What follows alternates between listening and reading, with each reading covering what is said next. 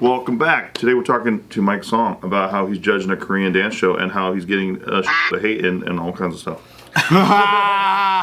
Is the backlash that happens from judging, is it around the same what you would expect from judging anything, or is it higher than you thought? It's definitely higher than I thought. Higher than most would think, but I was only aware because I've seen what happened in past seasons. Oh. Yeah, because I know that I was a guest judge in past seasons, and I feel like I had the luxury of going in judging, and then walking dipping, away. Walking away, and then I would see that the other judges were just getting reamed online. It got real serious. I'm talking like death threats to pop K-pop stars, to the point where they had their label put an official legal notice online. It got real serious, and those judges left the show. You know what I'm saying? And so the fandom is really intense. Yeah, double-edged sword. Yeah. But, so do you open your Twitter up and people are hey, Mike wrong, more like Mike wrong. Mike. Such a freaking. I do imagine a 13-year-old doing that. Yeah. Mike wrong. No, don't be racist, dude. They call me Anthony Ree. No, it's I don't Mike have a Twitter, wrong. but I hear that the Twitter is crazy toxic. I'll be getting all sorts of comments, inundated with comments and DMs. I feel like my IG account has become a Yelp review account where are just leaving angry Yelp reviews. Is it because whoever they were rooting for that wasn't chosen, or they got eliminated, and it's your fault? Yeah, it's all anything. But it goes. I feel like it goes very deep because again, this this fandom for I find that it happens a lot for Asian pop culture, right? Where there's K-pop stands, and again, I'm not saying it's the entire culture, but it's the culture. it's prevalent. It's definitely prevalent. It don't fucking happen here. You got twisties, yeah. No, Swifties. Twisties, yeah. Twisty donuts sound bomb right now. Ooh. Twisty pretzels sounds good too. But does it come from do big reactions come from things that you've said that aren't even extreme? Or is it when you say something It's not even something for me. It's I think out of what's happened so far, it's not even anything specific I've said. They just were not vibing with a decision. Dude, that's crazy then. Yeah, and then through that, it becomes this whole thing. And so, and then when it comes to me, right now, a lot of there's good and bad, but the bad is out of all the judges, I expected you to make the right one. As and I only because I'm the dancer out of the oftentimes they'll bring in a pop star, because why the fuck would anyone watch if it was just random dancer guy as a judge? You know what I mean? 100%. Yeah, I wouldn't watch it either. You know what I mean? But you get moguls like a JYP or a Boa. You know what I mean? I understand. You need to pull from that wider audience as well, right? But the audience is if you're not making the decisions that they like, they are not only are they getting angry. It's interesting to see the structure of this show is so reality, Big Brother, it's so voyeuristic in that way. That the narratives, you get so attached, and in my opinion, I do feel there is an aspect of almost like Hunger Games, where you start to view the narratives that get, and you don't kind of realize this, but now that I'm observing the season, I'm there's a pattern. Every judge, everyone ends up leaving, which is why I told Anthony, I was do I judge this season? Because you should leave before you're hated. It's too late. You should leave mid-live taping, and the drama's just through the roof.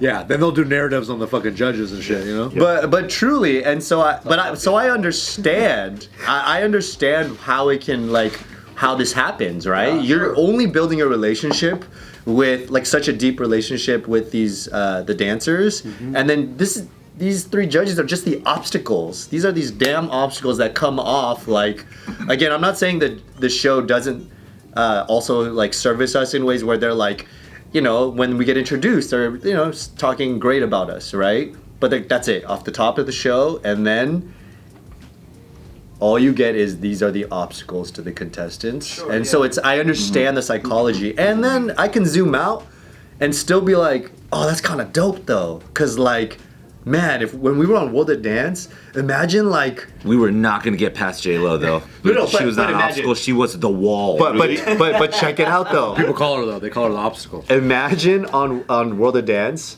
if like the way the show is edited is like when J-Lo said, you know, you guys can just like, yeah, our dojo panel said, yeah, but like swing Latino, like my back dancers, like.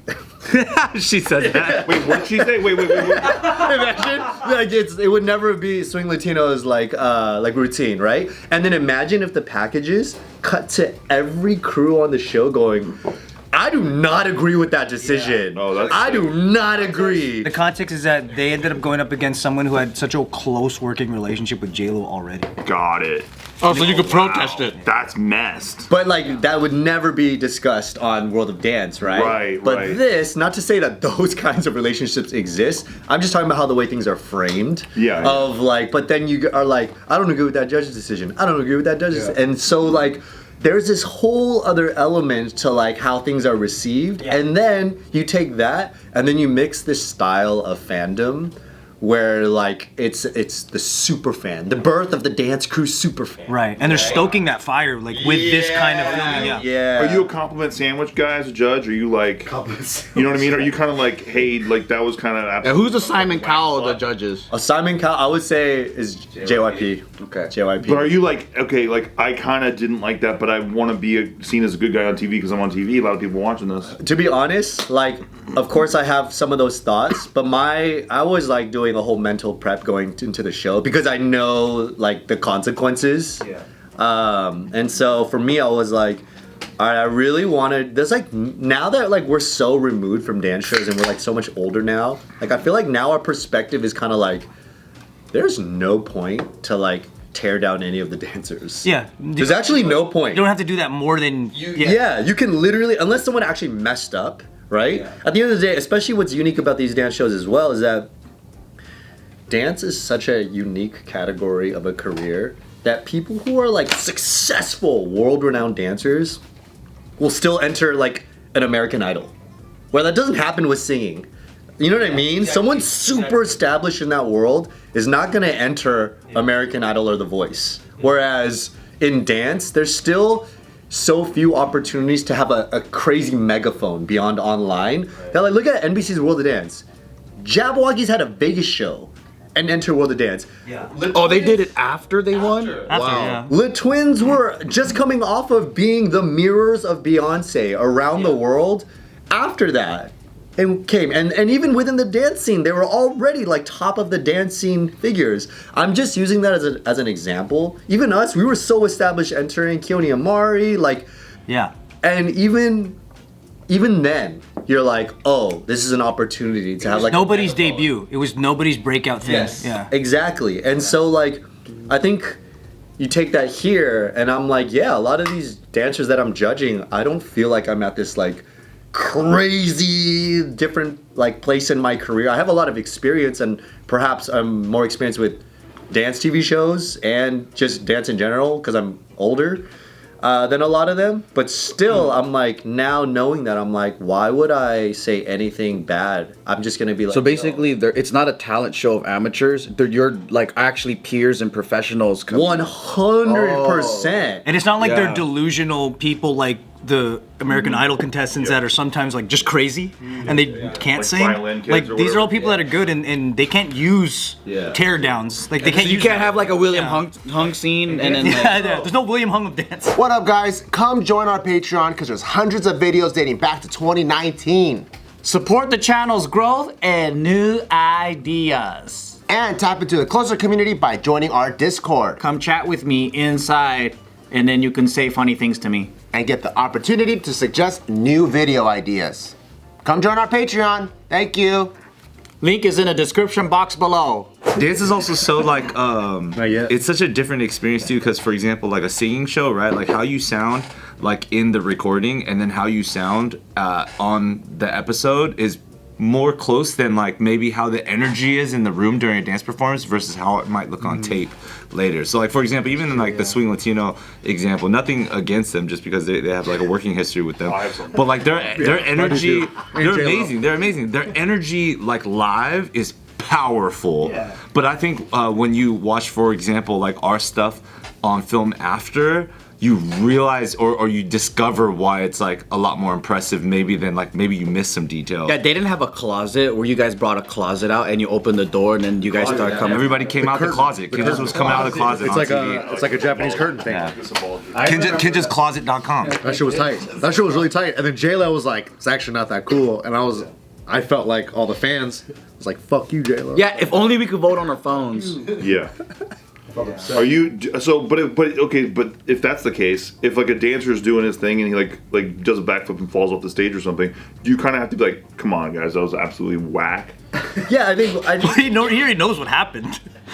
like I feel Fell like back there. if there are Like, do you have to clear- speak for the audience a little bit? You know what I mean? Yeah, honestly, what I feel like my role is in this type of show isn't actually like this like super judge. I feel like a referee / commentator. You know what I mean? Where it's more like someone's got to do it, and I feel like I'm actually speaking more for the audience. So like oftentimes, even at the beginning of the season, I was kind of like going into this where I'm like, hey, like right now we have world champions in the room, we have like Olympic breakdancers in the room, just like educating, like, and hopefully for anybody that doesn't know, I'm kind of trying to say things that like a sports commentator would and just give context. And I'm like, I feel like that's like one of the best things that I feel like I can do, and know that like there is a purpose to what I'm doing beyond just being an obstacle. Yeah, so you know that when you get your death threats and you have to walk away dramatically, you're like, okay, I did something that was. Do you think that while you're trying to point out things like that maybe people will miss, do you think the show has done a good job pointing out your stripes?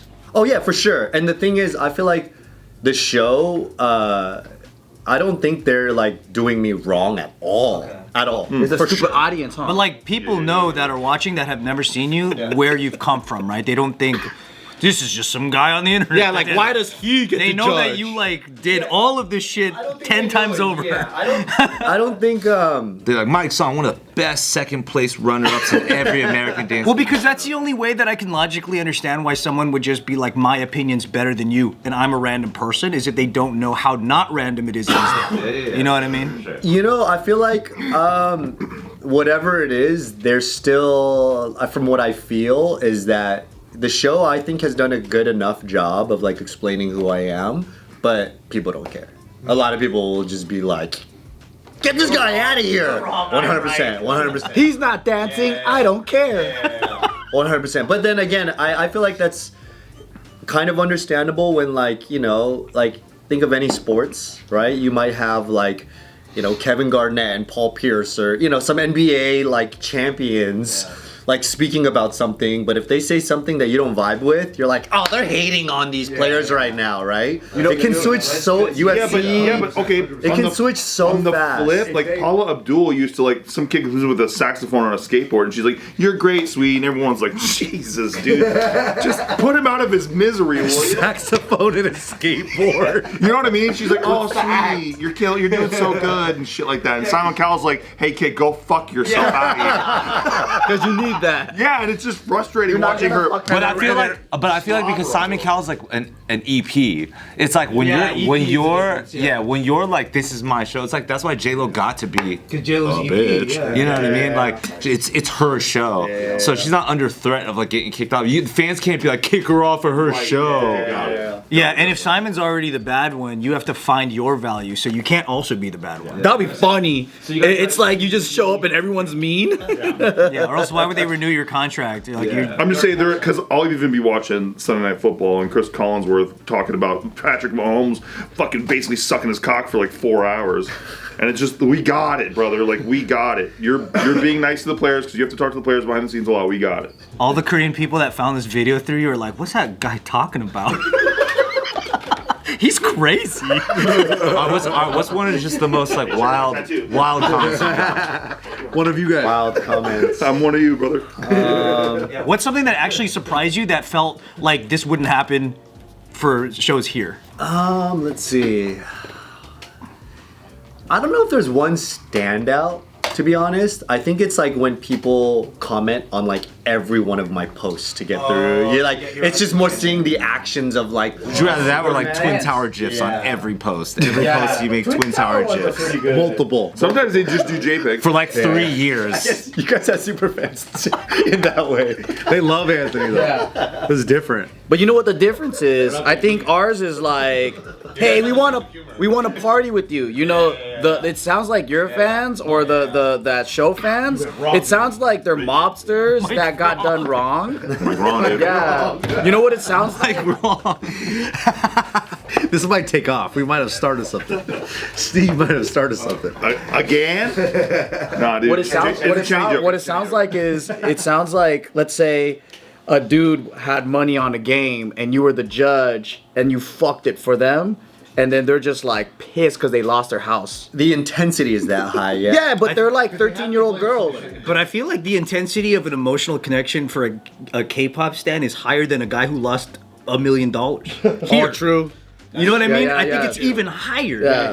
Because their life is probably like, it's so tethered to like seeing the person they want happy to be happy. That's like when Taylor Swift just got her catalog back, and all these girls are on in their cars, like filming themselves crying. Like I think that's real fandom. Like Yeah. that's like, I mean, yeah, it's toxic and it's psychotic, but that's honestly, it is real fandom. That's top Weird, level. yeah. I respect the game, but man, it's hard to watch that stuff sometimes. It is absolutely hard. Also, it's like, this is like, when you have to judge art, like, the whole point is subjectivity. So, like, as a judge, you have to have an opinion on an art versus, like, a basketball game if you're a referee. Like, a point's a point. You know, They don't care about fairness. A foul's a foul. Well, that's why, if they glorified the referees in NBA, we would be hating on them. Oh well, we know some of their names because they do some whack calls. Some of them are paid off. Is this like something that you can agree with? Because I just thought of this idea and I don't know if I'm right, but I feel like as intense and as crazy as like K-pop and maybe like Korean fandom is, where you get death threats and all this stuff,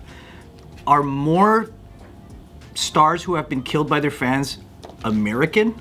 Killed by the fans, like murdered by them. Like where the threat actually goes through. It doesn't happen as much in Asia as much as it does here, right? Okay, but like murdered by their fans, or like because of everything else, like self-murder. Oh well, that's different, yeah. Do we know? I think that's a huge difference. Yeah. I feel like here, like, you know, the threats that fans give happens more easier from like They carry Asian, it out in Asian Asia, fandom. America, There's more threats. American fandom, there's more execution. Okay, and then you also got to separate like the, like pop fandom, because that's like what we're basically talking about, right? Versus like rap beef murdering, right? rap beef. Oh no, that's separate. That's also different. That's separate. That's separate. That's different. Okay. Apparently, it's all Diddy. It's all It's not fandom. You could have no viewers. Do we know if Mark David Chapman was a fan or not of Lennon? Like, was he like a fan? I'm sure he was obsessed with him in some way. I mean, What about Selena? Selena? Yeah. Was that a fan or was it? Nah, it was like her manager that was stealing money from her, and she. Or Christina Grimmie? Dude, Christina Grimmie. That's what I mean. It's like, even though we, like, Americans talk a big thing about, like, dude, freaking K-pop people are crazy, they do those death threats, but, like, we actually fucking do it here. Yeah. Which is crazy. Because we have a gun problem. And I even know, even I the know. ones So maybe that it's don't not carry out, as bad. because even those like they come close to that. Like, remember Britney Spears had that crazy stalker that was or like hid in her closet or some crazy shit. Yeah. Even Paul Abdul. That happened to one of the Beatles. Guy attacked him in his home with a knife. Oh my god. Yeah, shit like that. So I feel like the K fans they're more like active, but they're not as active. I see. in these streets. They're more like they're just little girls. They talking just shit. seem like they're trying to express the intensity of how much they want this thing. That is wild to be like slipping on somebody's DM with a death threat off of like your personal like account. But they're just so worked up. But I will say the levels to which it at its highest level in Korea, there have been instances where there was such obsessions over like there was what was the group called? There's a rap group in Korea, right? And there was this crazy obsession in Korea where one of them was from America. His name's Tablo. I forget what his group's called right now. But Tablo is the one of the rappers from the group who's from America. And he went to Stanford or something. And so like that was like a part of like what people said. He's like the smartest rapper, right? He's a super talented dude and just like very like charismatic guy, right? But then, like, somewhere along the line, some fans got obsessed with the idea where they thought that he was lying about it, right? This became this huge thing in Korea. I'm talking like unimaginable in America, where there were TV shows about it, where the TV show, it was literally Tableau going back, like they would go to Stanford and look for his records. I'm not joking. It sounds insane. Whoa. Then the Korean government and like police got into it where they did an investigation. Oh my god! I know it sounds crazy, but I'm telling you how insane the fandom and the forums, once the mob mentality starts to circulate and people can't let go, and even though they found the records, you guys know, even in America this exists. This is just around the world where people do not want to be wrong, especially when there's mob mentality, right? And once they commit to that idea, this was a huge rabbit hole story that happened in Korea, and it's like this, like, it's a really interesting case study on psychology, online mob mentality. So it got squashed that he was in fact a student and everything They was wouldn't true? let it go. There's still and they something still there. couldn't. They couldn't let go, and they got squashed multiple times. So it's like the Earth is flat no matter what you do. That's what's the light. Hey, are we sure about this, brother? You see my light? Because we have those here. It's called QAnon.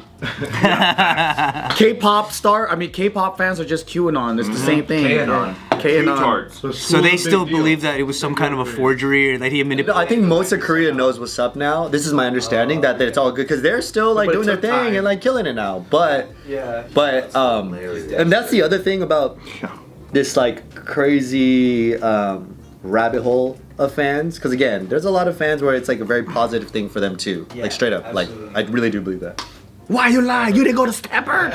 But for this rabbit hole, like there's no repercussions for like what they've also done, right? You can just be like, ah, and like who knows what like that's done to so many people's lives, right? But then they can just disappear and move on to the next thing. My question is, does production of these big Korean shows, like even the one you're on, do they monetize how insane some fans can be, where they don't try to suppress or quell it? Or do they, like you said, where they have a legal notice or something? How often does that happen when they're trying to like even out the crazy?